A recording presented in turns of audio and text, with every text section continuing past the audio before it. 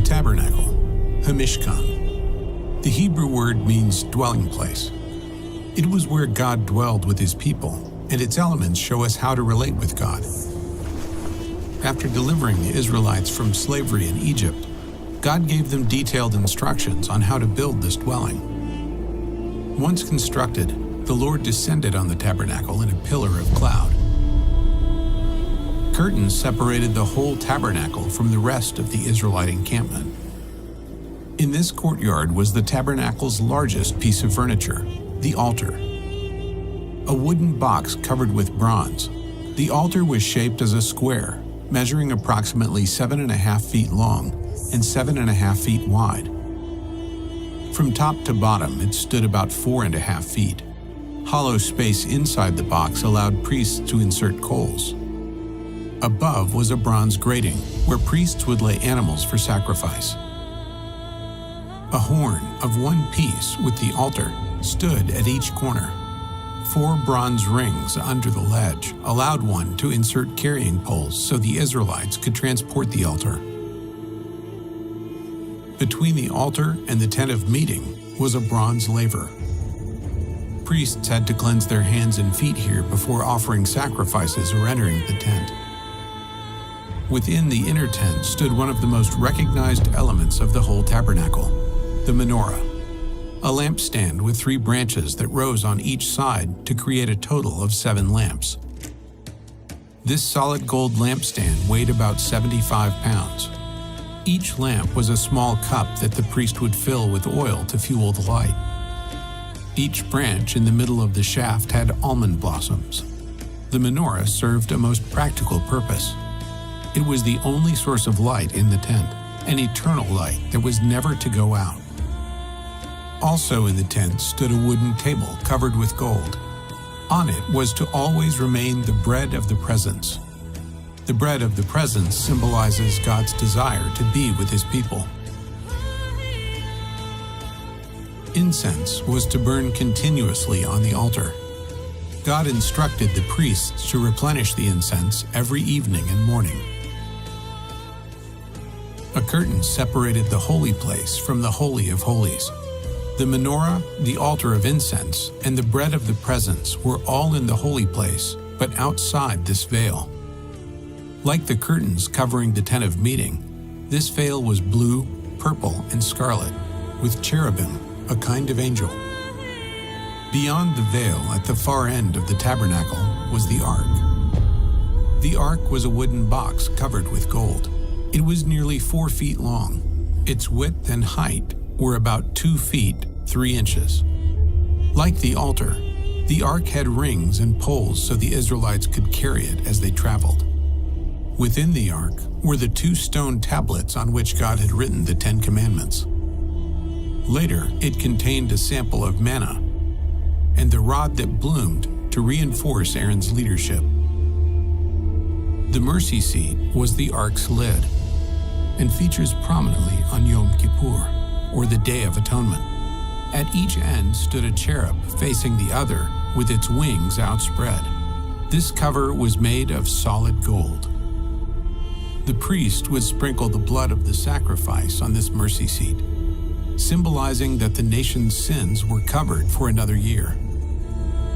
While only the high priest would see it, the mercy seat was the key symbol of atonement that God would forgive his people. Though daily sacrifices on the altar were necessary for payment of sin, it was only through the mercy seat on the Day of Atonement that the stain of sin was washed away. While priests had to make repeated sacrifices, one man offered a sacrifice to atone for sin once and for all. When Jesus, the Messiah, died, he sprinkled his own blood before God, securing atonement forever for all who would trust in him. Jesus cleanses us, makes us pure, and enables us to rightly approach the Lord. He tore the veil that kept distance between Israel and the Lord. God dwelled among the Israelites through a tent. Now, he dwells within his people through the Spirit.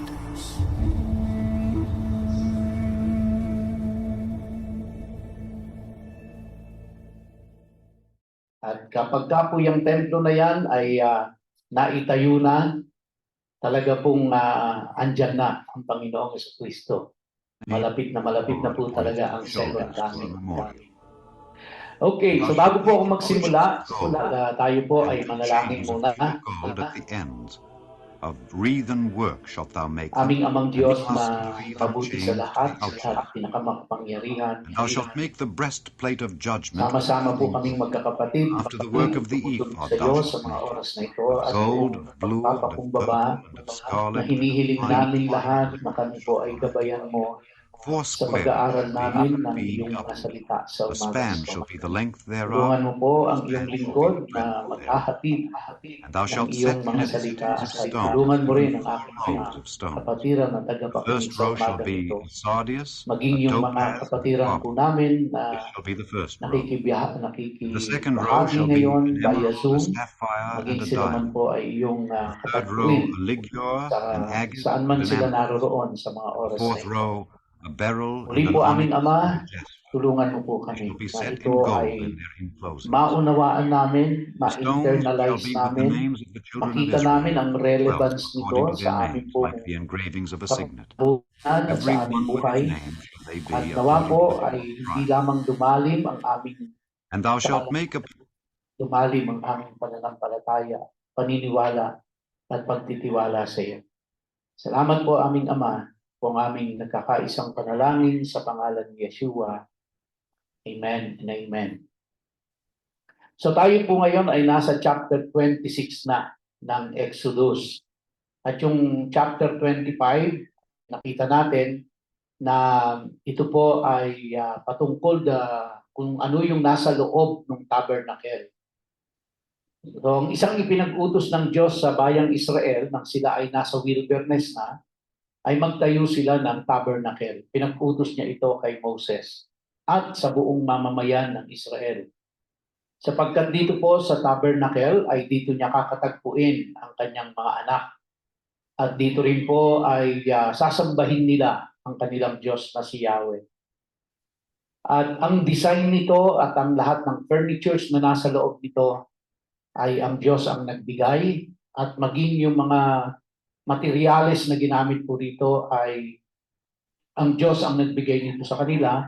Bago pa sila pumunta ng wilderness, nasa Egypt pa lang sila, ay ipinrepare na ng Diyos yung kanilang mga materyales na gagamitin para sa pagtatayo ng tabernacle. And when they entered the promised land, nung nasa Israel na po sila, ay itinayo naman ang templo. At ang templo po ay parehas din ang halos, no? Similar ang design nito dito sa tabernacle. Kung ano yung nasa loob ng tabernacle, yun din yung nasa loob ng templo. At yun din po ay lugar na kung saan ay kinakatagpo sila ng Diyos. Now, kung babasahin po natin ang Exodus 26, I do not know kung ilan po sa inyo ang nag-advance reading ng Exodus 26. Para sa atin po na hindi mga Hudyo, ay hindi ho natin lubusang mauunawaan ang Exodus 26. Marami po ang nagsasabi na ang Exodus 26 ay simpleng chapter lang intindihin. Pero meron din po nagsasabi na ito ay mahirap intindihin. So para sa akin po, ang Exodus 26 ay hindi daling intindihin.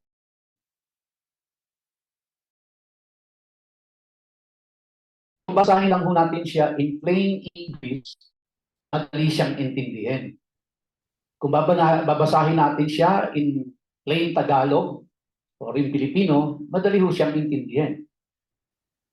Pero, pag binasa ho natin siya sa Tagalog o binasa natin siya sa English, mauunawaan natin siya kasi marunong naman ho tayong bumasa at umintindi. Pero hindi ho natin maiintindihan talaga kung ano ang mas malalim na kahulugan ng Exodus chapter 26. Dito po ay nagbigay ng mga sukat ang Diyos, kung anong sukat nung kanilang mga itatayong wooden planks, ano ang magiging sukat ng kurtina, ano ang kulay, ilan. Now, come to think of it, mga kapatid, ito ay pattern after the spiritual dwelling place ng Diyos sa heaven.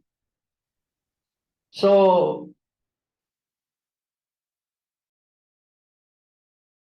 na replica na ipinagawa niya kay Moses, meron pong spiritual meaning at may spiritual significance. Kaya kung babasahin natin siya sa English o Tagalog, talagang hindi natin siya maiintindihan.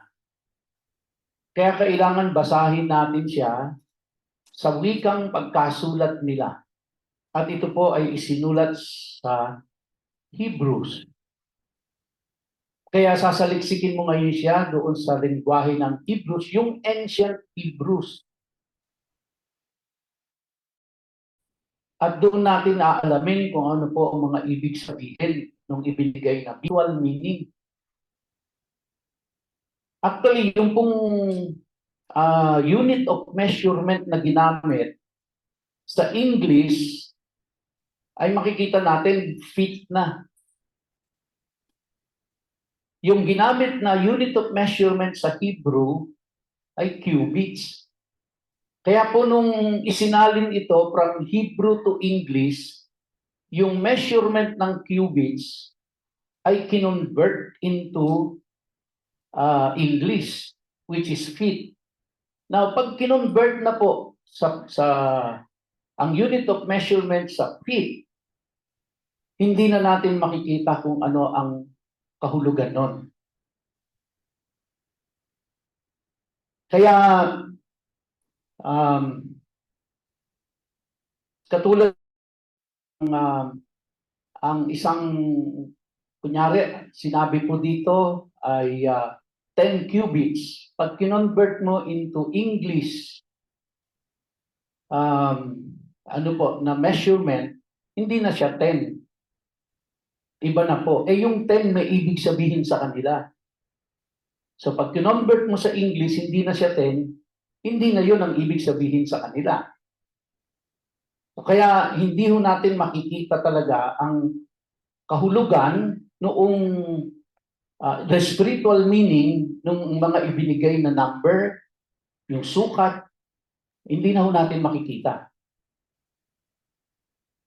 Kaya para makita ho natin yon, kailangan puntahan natin yung original na kung paano siya isinulat. Ano ho? Kaya medyo yun ang nagpapahirap sa pag-intindi sa chapter 26. Pero kailangan nun nating intindihin doon para makita natin yung significance. Lagi nun nating ilagay sa isip natin, ang nag-design nito ay Diyos. Ang kinopyahan ni Moses nito ay pattern sa ipinakita ng Diyos sa kanya nung nasa Mount Sinai at ipinakita kay Moses na siyang gagayahin niya. Kaya nung bumaba na sa bundok si Moses at ipinagawa na ang tabernacle, yun po ay sang-ayon sa design, sa measurement, sa color na ibinigay ng Diyos sa kanya. So kaya kung yung pong tabernacle sa lupa is the replica nung pong earthly dwelling place o heavenly dwelling place ng Diyos sa langit, then meron pong spiritual meaning lahat yun. Kumbaga,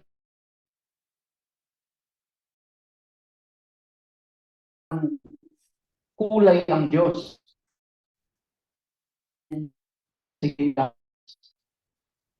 No? Meron pong kahulugan lahat yun. Kaya sa tulong ng Diyos ay sisikapin po natin na ito ay ating maintindihan ngayon.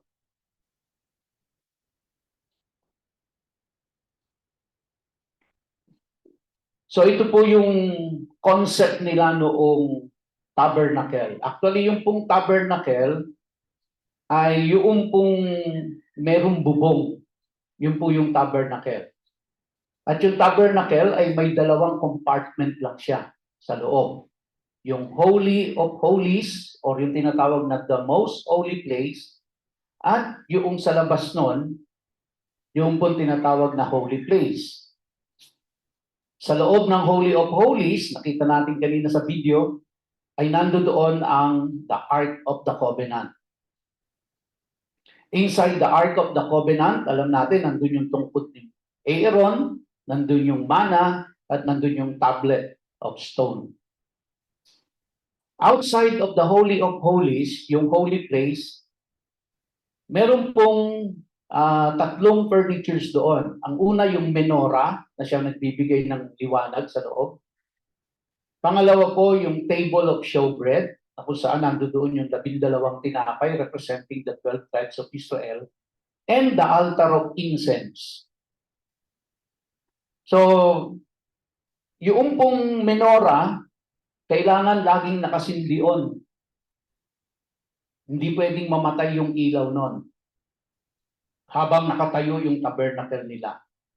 Kaya nung lumipat na sila sa templo, hindi na nila hinayaang namamatay ang ilaw nun. Meron na hong naka-assign na magre-refill ng olive oil na ginagamit doon para nakasindi siya lagi. And opposite of that, nandoon yung table of showbread na kung saan ay nandoon yung 12 tinapay na ito po ay nire-replace every Sabbath. Yung bread na 12 doon na unleavened bread, ito po ay kinakain ng mga priest na naglilingkod doon sa loob ng holy place, at sila lang ang pwedeng kumain noon at hindi nila pwedeng ilabas yon. Tapos every Sabbath papalitan yon. Yung pong altar of incense, every day naglalagay doon ng incense yung priest. Every day yun.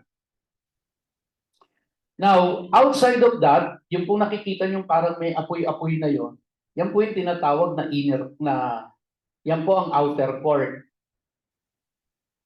So, diyan po ay nandiyan yung brazen altar, kung saan doon sinusunog yung mga sinasacrifice nilang animals. At ito po ay ginagawa nila ito every day. Meron diyang laver kung saan yun yung hugasan ng kamay ng mga priest bago sila pumasok dun sa Holy of Holies. Or bago pumasok sa holy place at bago pumasok yung high priest sa Holy of Holies. Mapapansin niyo po, kaya ako binabanggit lahat ito, sa loob at labas ng tabernacle, wala pong images ng Diyos. Bagamat ito ay design ng Diyos, pero you don't see any image at all of God sa tabernacle. Now, sa labas po niyan, sa labas niyang bakod na yan, diyan lang nila inaalaw ang Gentiles. The Gentiles cannot enter doon po sa loob niyan. Ang mga Jew lang ang pwede. Pag nakapasok na sila doon sa may brazen altar at saka doon sa laver, sa area na yan kung saan sinasacrifice yung animals, ang priest na lang ang makakapasok doon sa holy place, doon sa tabernacle mismo. Mga priest na lang. At yung priest, galing lang siya sa tribe ni Levi. Hindi siya galing sa iba't ibang tribes. Sa tribe lang ni Levi. Now, pagdating po sa loob, ang makakapasok lang doon sa Holy of Holies ay yung high priest. At makakapasok lang siya doon once a year. Hindi po araw-araw. Yung holy place, araw-araw yung kasi may mga ginagawa doon. Yung Holy of Holies, once a year lang papasukin yan. So, ayan ho yung pinaka-artist concept ng wilderness tabernacle. Malaki po yan. Ang sukat daw po niyan is 150 feet by 75 feet. Yung laki po niyan. At may bakod siya, nakakulong siya. Yan yung kanilang ina-assemble sa wilderness. Kada sila lilipat, itatayo nila lahat yan. Tapos pag gumalaw na yung pillar of clouds, lilipat na sila, baklas nilang lahat yan. Kung saan tumigil yung pillar of clouds, doon. Hanggang makarating sila sa promised land. And they did that for 40 years. 40 years so silang nandiyan na ganyan ang kanilang lifestyle, kanilang buhay. Siyempre, nakapaligid ho dyan, yan yung pinakasentro, nakapaligid dyan yung 12 tribes. So, na-explain ko na ho sa inyo yan. Okay?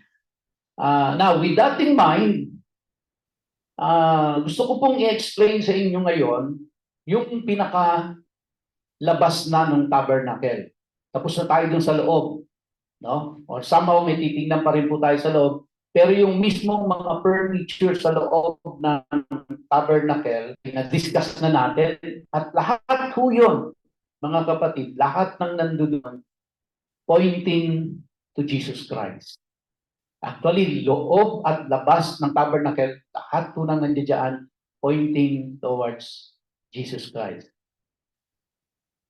So, kaya si Jesus Christ po ang embodiment ng lahat ng nandiyan sa tabernacle, loob at labas. Ang ating Panginoong Jesucristo. Kaya ito pong tabernacle na ito is very prophetic. And prophetic in a sense kasi tumutukoy lahat yan sa Panginoong Jesucristo. And when we talk about Jesus Christ, we're talking about redemption.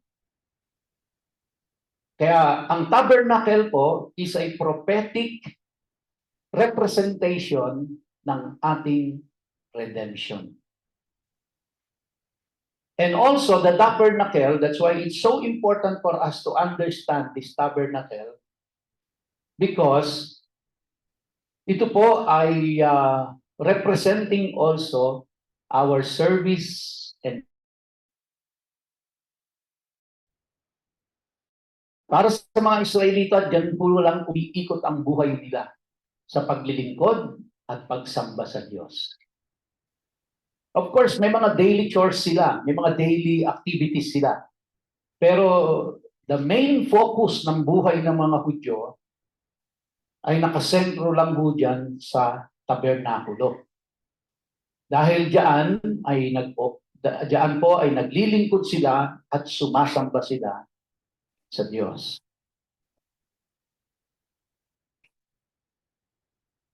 Katulad do dito sa picture na makikita nyo, ang sabi dyan, the entire tent was 45 feet long, which is also 13.7 meters, at 15 feet wide or 4.6 meters.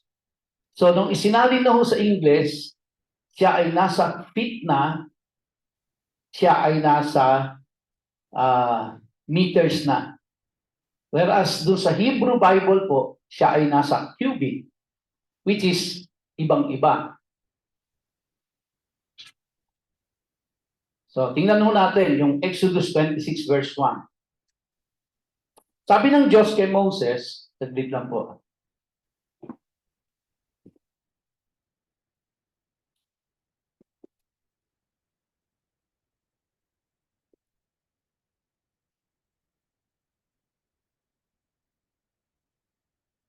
In Exodus 26 verse 1, God says to Moses, you are to make the tabernacle with 10 sheets of finely woven linen and with blue, purple, and scarlet yarn. You are to make them with cherubim worked in that have been crafted by a skilled artisan. Sa English po, I'm not sure kung ano sa Tagalog, pero sa English po ang sabi, you are to make the tabernacle. Pag binasa po natin sa original Hebrew manuscript, hindi ho ganyan ang grammatical arrangement niya. Now, kung sa atin po, simpleng pagbasa, walang masyadong ibig sabihin sa atin. Pero sa Hebrew Bible po kasi, hindi ganyan ang pagkakakonstruct. Hindi siya, you are to make the tabernacle. Sa Hebrew po, ang pagkaka-arrange niya is, and the tabernacle you shall make. So sa Hebrew po is, and the tabernacle you shall make. Sa English, you are to make the tabernacle. Ano po ang difference? Ano ang significance no? Kasi in the Hebrew grammatical pattern, mga kapatid, ang ibig sabihin sa kanila niyan, ang pinaka binibigyan ng emphasis ay yung tabernacle. Although, ang subject is you. And the verb is make. But the direct object is tabernacle. So kaya, in the Hebrew understanding, pag binasa po nila yan, ang ibig sabihin sa kanila niyan, hindi na kay Moses ang emphasis, kundi nasa tabernacle ang emphasis. So ang importance, ang weight ng importance ang gagawin, kundi ang weight ng importance ay nasa tabernacle. Ang focus is not Moses and what he will do, kundi ang focus is the tabernacle. Okay? Now, ito pong you na ginamit dito, and the tabernacle you shall make, or dito po sa English, you are to make the tabernacle, yung you po dito is in the singular. Hindi po siya plural. Siya po ay naka-singular. So which means, ang paggawa ng tabernacle ay nakaatang ang buong responsibilidad kay Moses. So God will hold Moses responsible and liable in the construction of the tabernacle. Which means, pag hindi nagawa yan, sang-ayon sa pattern ko at sang-ayon sa instruction ko, mananagot ka, Moses. Sipin niyo po yung bigat, no? Sa balikat ni Moses sa pagsunod niya sa ipinag-uutos ng Diyos sa kanya. Kaya hindi siya pwedeng magkamali, hindi siya pwedeng mag-deviate, hindi siya pwedeng malate, hindi siya pwedeng magpapetiks-petiks dito. Dahil tabernakulo ng Diyos ito. And at the same time, although yung pong subject na you, which is singular, nakatuon ito sa kay Moses to be the person responsible to make sure na matatayo ang tabernakulo, pero yun din po ay naka-address sa buong Israelita. Kaya kung natatandaan nyo doon po sa nakaraan natin pag-aaral, ang utos ng Diyos sa nila is mag-collect ng contribution. Pero i-collect lang ito doon sa mga merong willing heart to contribute. Now when we connect yung pong utos ng Diyos sa kanila na to collect contribution, and dito po sa you, na hindi lang si Moses, kundi yung buong Israelita, which means po, ang gusto ng Diyos na mangyari dito, sa pagtatayo ng tabernakulo, lahat kayo responsable. Lahat kayo ay meron dapat participation dito.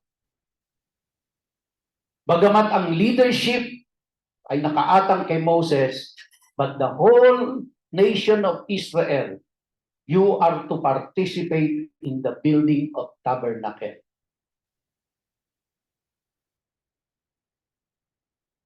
So ibig sabihin no, lahat sila merong parting gagawin, lahat sila merong responsibilidad, lahat sila merong pong iaambag dapat doon sa pagtatayo ng tabernakulo ng Diyos. Pero merong isang leader na mananagot sa Diyos pag hindi nangyari yon. At walang iba kundi si Moses.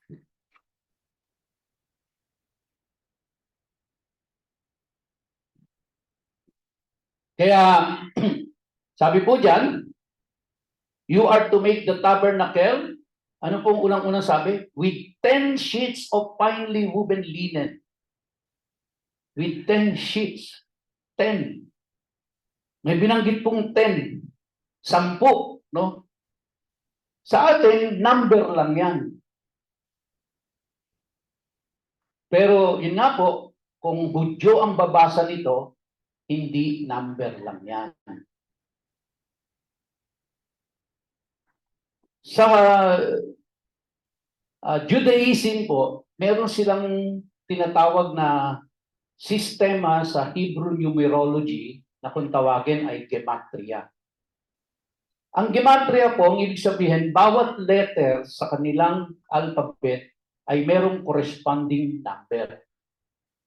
Kaya bawat word sa Hebrew, not in English, bawat word sa Hebrew ay merong corresponding number. Yon, may numerical value. And that numerical value ay meron pong kahulugan lahat yon. At yung numerical value na may mga kahulugan na yon ay dapat consistent siya pagdating po doon sa context ng Biblia. Very familiar ho tayo, katulad ng 7.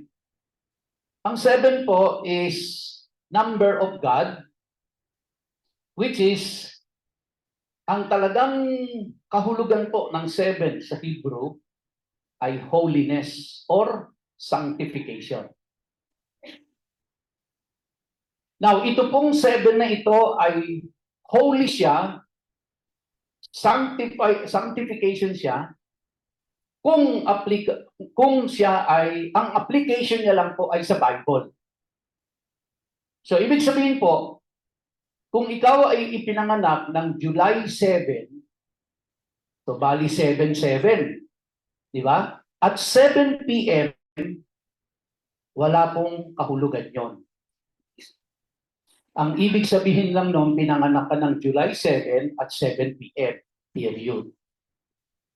Hindi po ibig sabihin na ikaw ay pinanganak ng July 7 at 7 o'clock at nakatira ka sa Verona, number 7, ay holy ang ano mo. Holy ang kapanganakan mo, holy ang bahay mo, holy ang street mo dahil puro 7 lahat. Kaya kung ikaw ay magiging player ng basketball, nagpalagay ka ng gusto mo, number 7 ka, hindi ibig sabihin ikaw ay banal na player. So ang 7 ay banal lang in application sa Bible. Okay? So wag niyo pong ikakabit yung number na yon. Gusto ko 7 ako kasi holy. No? At pag kinabit sa likod mo yung 7, holy yan. 7 eh. Hindi po. Okay? Sa Bible lang. Kaya, yung Hebrew numerology na yan, ay applicable lang po siya sa Biblia. At yung kanya pong applicability, base po yan sa kanyang context. Which means, katulad po sa Genesis, no? May nakita kayong number 1. Now, paano mo i-interpret yung number 1 in the Hebrew numerology concept?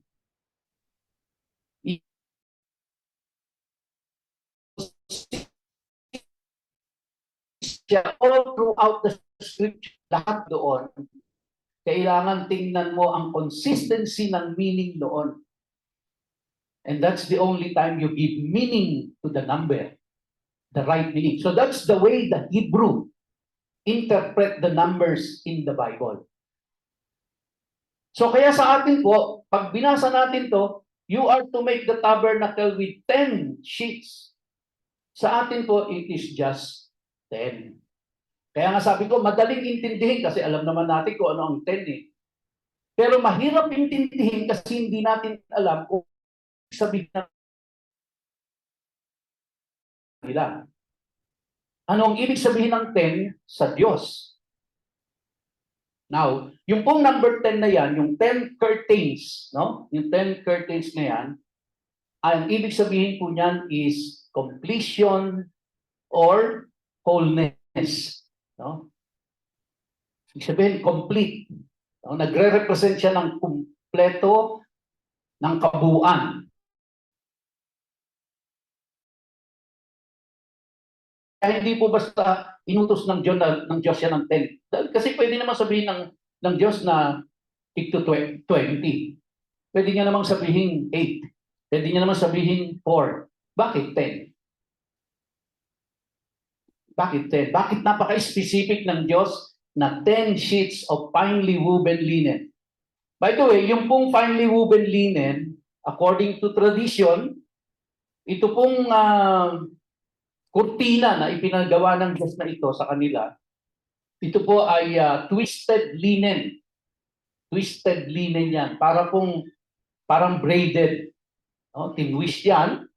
And then ang kulay, very specific ang Diyos, blue, purple, and scarlet yan. Or crimson. Kaya kanina nag-uusap kami ni Sister Lily. Sabi ko, pwede bang palitan mo na itong mga kurtina ng blue, purple, and crimson. Para magmukhang tabernakulo to. Now, so, yung pong ibig sabihin nun sa kanila, yung 10 na yon, pag binasa ng Hudyo, ang ibig sabihin sa kanila niyan, completion or wholeness. Which means, ito po yan. Because the tabernacle is a place of worship for them, no? It's a place of worship for them. It is a place where God will meet them and they meet their God in the tabernacle. And since yung pinalagay ng Diyos na kurtina doon is 10, which is whole number representing whole or completion, ang ibig sabihin po nun, para sa kanila is you can only experience the wholeness and the completeness when you worship the Lord. Ang layo sa atin, di ba? Hindi natin siya iniintindi ng ganon. Pero para sa kanila, for you to experience wholeness and completeness, kumbaga po, it can only happen when you worship the Lord.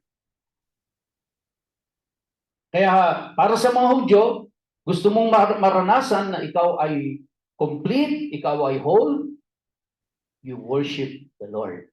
Yung pong ibig sabihin ng 10 curtains.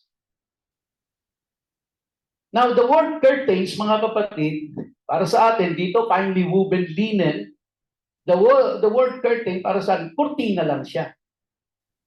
Kurtina lang. Di ba? Katulad dito, curtain. Walang ibig sabihin sa atin yan, dekorasyon lang. Para maganda lang ang stage natin. Pero sa Hebrew word po kasi, ang curtain is in the feminine. Para sa kanila. It's in the feminine. Kumbaga po, ang ibig sabihin sa kanila niyan is, dahil siya is in the feminine, the word feminine, and yung pong feminine, ang ibig sabihin niyan is, kumbaga po parang, dahil feminine, parang bang mag-aasawa, no? Mag-aasawa. So kung mag-aasawa, parang isang babae ay para lang sa isang lalaki. Alright? So, kaya po ang ginamit na word dyan is in the feminine, the curtain. It represents daw po na kumbaga sa mag-asawa, dapat isang babae lang ang mapapangasawa mo, hindi marami. So, pagdating po sa kanila, dapat isang Diyos lang ang sinasamba nila. So, the curtain, the word curtain in Hebrew for the Jews is telling them that they should only worship only one. Pambihira, kurtina lang. Kurtina lang ho, nagsasabi na sa kanila. Dahil 10 ang sinabi ng Diyos, nagsasabi na sa kanila na when you worship the Lord, that's the only time you experience wholeness and completeness. And because it is in the feminine, the word curtain is in the feminine, ang sinasabi sa kanila, you have to worship only one God.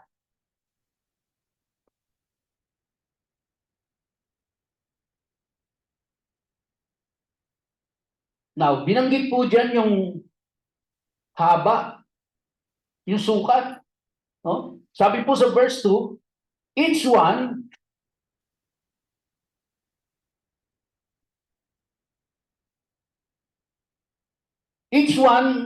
yung pong 10 sheets na yon, each one is to be 42 feet long and 6 feet wide.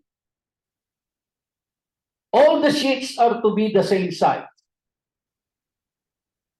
Now, nung isinalin mo sa English, 42 feet long. At saka 6 feet wide.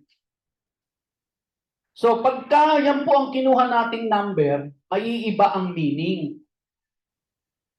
Kasi sa kanila po, ang measurement niyan is hindi 42 feet, kundi 28 cubits. And 4 cubits. So, yung length is 28 cubits, yung pong width is 4 cubits. So, ano pong ibig sabihin sa kanila nun, mga kapatid? Dahil 28 yan, 28 by 4, yun po yung sukat. Yung 28 po na yon, mga kapatid, ay tinitingnan nila yon ng 4 times 7. Or 7 times 4. Depende.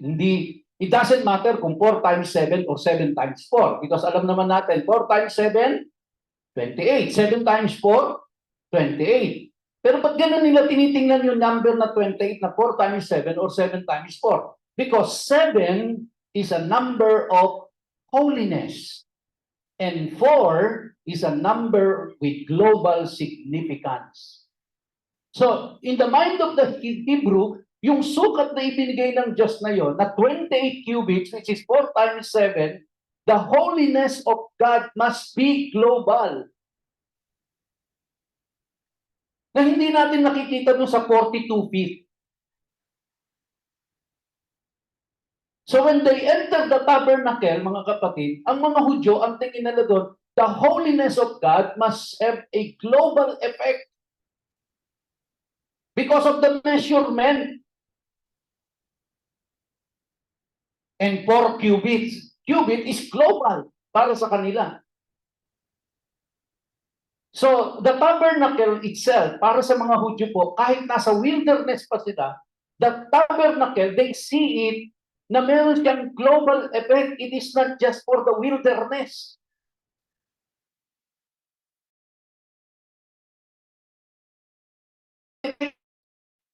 Pero po natin ngayon sa panahon natin, may umiintindi ba niyan? Na may global effect dapat yan? Wala. Kasi ang kinukonsider nating sanctuary, ito eh.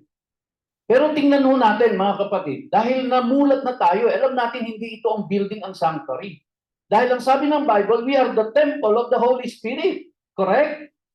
And so, if we are the temple of the Holy Spirit, my brothers and sisters, we must have a global effect.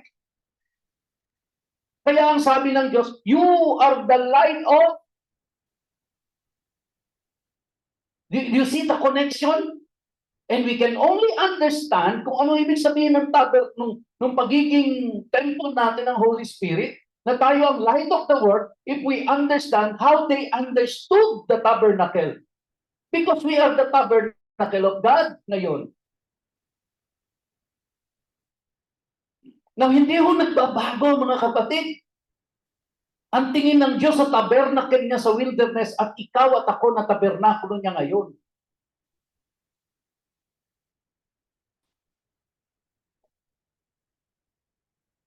Ang binanggit po dito, blue, purple, and scarlet.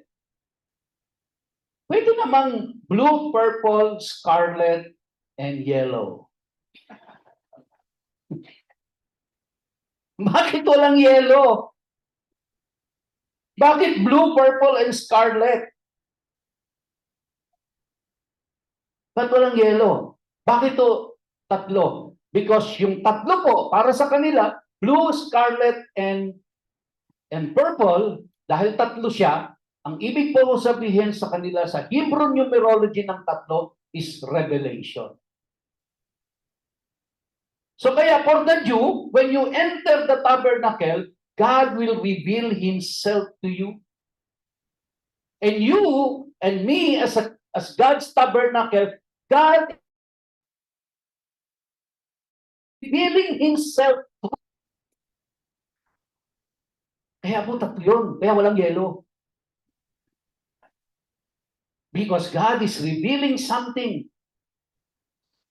Kaya alam nyo, kung hindi po Hudyo ang magtuturo nito, hindi ho natin ma-appreciate ng gusto ang Exodus 26. Na verse 1 pa lang at verse 2, sobrang yaman na ng kahulugan para sa kanila. Imagine niyo nga, di ba? Ano po ako konsulta ako sa mga engineer kung yung magtatayo ng ating ating structure diyan. Lahat po ng sinasabi nila doon may mga ibig sabihin, of course technically. Pastor, ito ang magiging sukat natin dito kasi wala kang poste sa gitna. Kung tatayuan mo ng building yan, magkakaroon tayo ng walang poste nasa gitna at hindi ang structural design yan. Kailangan ang footings at ang lalim natin ganito. So yung mga sukat, lahat yun may ibig sabihin sa kanila. Ang ibig sabihin nun, para matibay. Kasi may bibit-bit na weight siya, kinocompute nila yung weight. Kailangan magpa-boring test tayo dyan, Pastor, kasi titingnan natin yung karakteristik ng lupa. Kasi based doon sa karakteristik ng lupa, doon namin i-design ang food.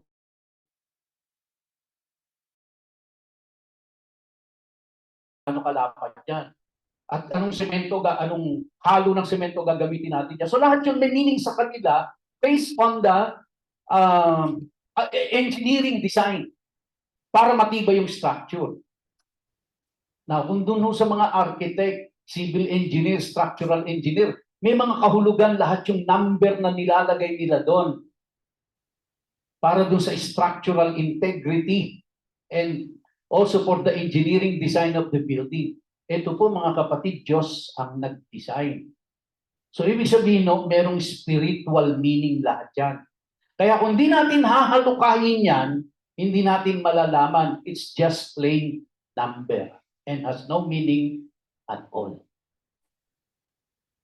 But now, looking into the Hebrews, nakita ho natin na may mga spiritual meaning pala ito. May ibig sabihin pala yung 10 sa kanila. May ibig sabihin pala yung 3 kulay lang siya. May ibig sabihin pala yung 4 cubits, yung lapad. Pag ito po, ininterpret natin sa English, kasi po yung 6 feet, sabi diyan, each one is to be 40 feet long and 6 feet wide. Yung 6 po doon is the number of incomplete. Whereas sa kanila, 4 yon kasi 4 cubits. So sa kanila, ang interpretation, 4 global, pag in English, 6 incomplete.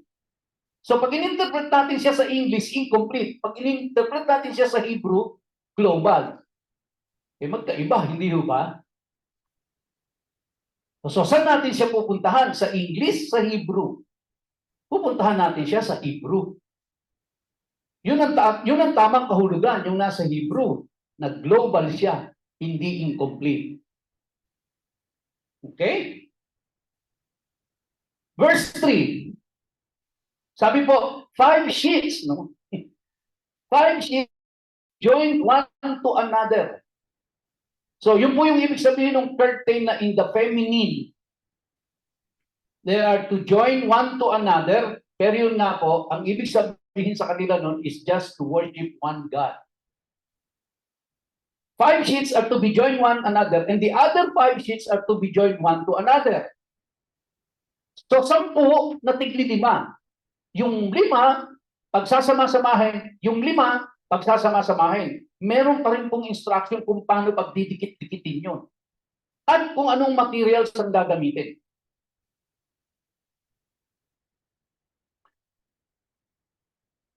Yung 5 po, I got it wrong. Yung 6 po, yung 6, ang ibig sabihin po ay grace. Yung 5 is incomplete. Incomplete, okay? Kasi nabanggit ko kanina, tama ba? Nabanggit ko kanina yung 6 incomplete. Hindi po. Yung 6 is grace, yung 5 ang incomplete. So, kaya po, ito yon mga kapatid. 5 tsaka 5, 10. Yung 10, whole. 5 pag didikit-dikitin, 5 pag didikit-dikitin, yung tigpa 5 pag didikit-dikitin. Now, bakit din-specify pa ng Diyos na 5? Kasi nga po, yung ibig sabihin ng 5 sa kanila is incomplete. Which means, para sa mga Hudyo, because we are talking about tabernacle, because we are talking about place of worship for them, their worship on earth is considered incomplete unless they reach heaven. Because heaven is the place where they can have complete worship. But of course, for the Jew, wala silang concept ng heaven na katulad natin. Ang concept nila ng heaven is the New Jerusalem and the New Heaven. So which means for them, this tabernacle, their worship in this tabernacle will never be complete. The completion of their worship will only happen pagdating po nila doon sa New Jerusalem and New Earth. Okay? So kaya talagang ang meron po silang concept na although ito pong mga Hudyo nung time nila, Moses, wala silang concept pa ng New Heaven and New Earth. But the modern Hebrew today, yan po ang concept na nila na meron sila pong magiging makukumpleto lang ang kanilang pagsamba pagdating nila sa New Heaven and New Earth. But here on earth, hindi ho magiging complete ang kanilang pag-worship. So yun po yung sinisignify noong pong 5 curtains na yon. In verse 4, isang minuto na lang po, matatapos na ako. In verse 4, sabi diyan, make loops of glue on the edge of the outermost sheet in the first set, and do the same on the edge of the outermost sheet in the second set. Make loops. Now, yung loops po na yan, mga kapatid, puntahan na nga natin yung verse 5. Ayan. Sabi po sa verse 5, make 50 loops. Napaka-specific. Gagawan nyo ng loop, kasi doon po sa loop may ilalagay na hook. Yung hook, yun ang ipansasabit. So, ang ipansasabit doon sa kurtina, para masabitan siya, meron siyang loop. Yung loop, lalagyan ng hook. Yung hook, yung hook. Para sumabit yung kurtina. Pero in-specify po, 50 ang loops na gagawin. Sabi niyan, make 50 loops on the one sheet and make 50 loops on the edge of the sheet in the second set. The loops are to be opposite one another. And then verse 6, make 50 fasteners of gold. Specific na gold. And couple the sheets to each other with the fastener so that the tabernacle forms a single unit. Alright. Bakit 250? Ha? In the Hebrew numerology, again, sa atin, 50 lang yan. 50 lang yan.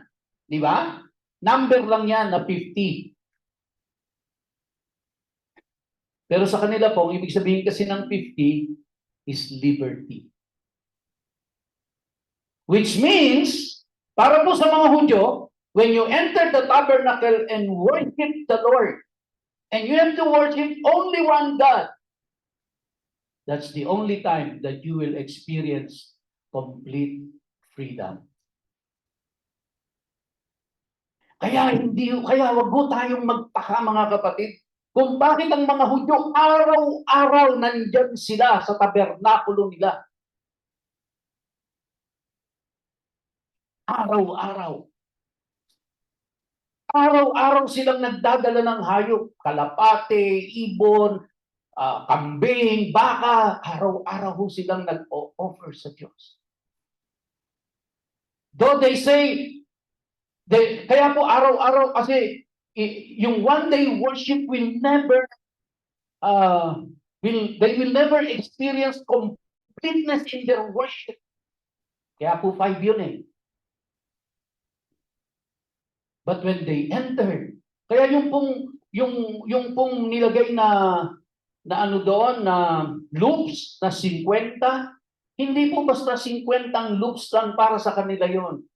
Ang ibig sabihin mo sa kanila noon, freedom. Kaya tingnan mo natin, i-relate natin ngayon, di ba? You can only experience complete freedom when you worship the only true God. Yan mo sa kanila yun. Sa mga Hudyo. Kaya pag ang tabernakulo, kaya para sa kanila yung tabernakulo na yan ang sentro ng buhay nila. Yan ang sentro ng buhay nila. Mapalad do tayo mga kapatid. Mapalad do tayo. Bakit? Imagine niyo po, kung tayo ay nasa panahon nila at considered ito ay tabernakulo. Araw-araw tayong pupunta dito. Di ba? Ngayon po, linggo-linggo lang, ang dami pang absent, karamihan. Di ba? Hindi lang absent. Pagka umaten, late pa. Di ba? Yan tayo eh. Tapos late ka na, nagmamadali pang umuwi. Mabuti na lang po mga kapatid, hindi itong building na ito ang temple of God. The temple of God is you, me. Utang na loob natin lahat yan sa Panginoong Jesucristo. Kaya ngayon, kahit nasaan ka, pwede kang mag-worship kay Lord eh. In the silence of your, kumbaga in the privacy of your home, or while you are driving, while you are cooking, while you are washing your clothes, pwede kang mag-worship kay Lord eh. Because now you are the temple of God. At hindi mo kailangan magpatay ng ano, di ba? Yun lang humanap ng kambing na kakatayin. Eh nakikita ko dyan kambing, katay na eh. Yung binibili dyan. Eh isipin mo kung ikaw magbitbit nito, magkakatay nito. Kung wala ka naman pera, pwedeng bili ng kambing, ibo. Mura-mura yon. O kaya yung sa palengke na bibili, may kulay pa. Di ba? Kulay dilaw. Pero wala na ho itong lahat ng ito because si Jesus Christ, sinacrifice niya yung kanyang sarili. At yung sacrifice ni Jesus Christ na yun, tinanggap ng Diyos Amang nasa langit as a complete sacrifice. Kaya nung tinanggap natin sa Panginoong Yesus, hindi na ho tayo kailangan pumunta araw-araw sa templo, sa sanctuary, sa tabernakulo, at magdala ng hayop. Di ba? Kaya sabi ko po, mapalad tayo. Hindi tayo nabuhay sa panahon na yun. At nire-require tayo ng ganyan. Tayo po tayong lahat mga kapatid. At sige po, palakpakan natin ang ating Panginoon sa napakabuti niya po sa atin. Napakabuti ng Diyos sa atin. Tayo po ay aawit sa Panginoon. Awit po tayo sa Diyos. At sa atin ng pag-awit,